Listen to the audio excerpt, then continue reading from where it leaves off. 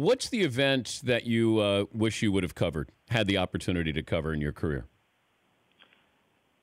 You know, you asked me this a few years ago, and I guess the answer is, just as a bucket list thing, I'm not going to change what my answer is. It's the Masters, but there's no reason why I should be assigned to the Masters, not just because I'm not at CBS, but because while I like golf, I don't think I'd bring anything particularly unique or needed to it. But I think every broadcaster would like to put a check next to that one, but it's one that'll probably never happen. But what is it about golf that interests you? I think the setting, the atmosphere, the fact that the Masters is the one of the four majors that always takes place at the same place. And that place, regardless of how you feel about some of the other aspects, that place is a magnificent location.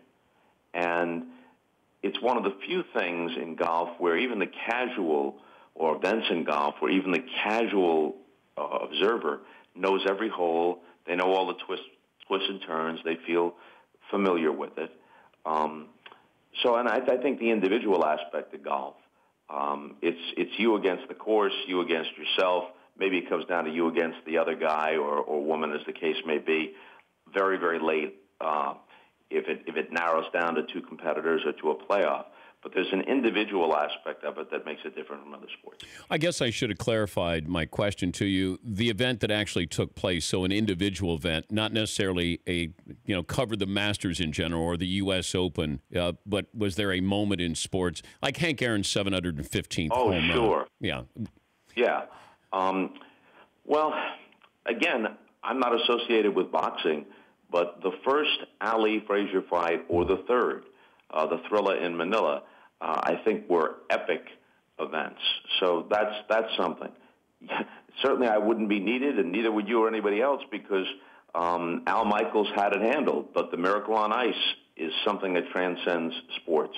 And people remember it, I think, because in a different way than they remember other events, because at least from an American perspective, every single viewer was rooting for the same side.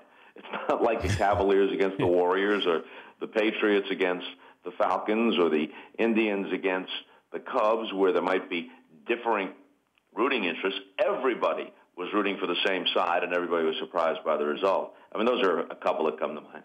The Dan Patrick Show, weekday mornings on Audience.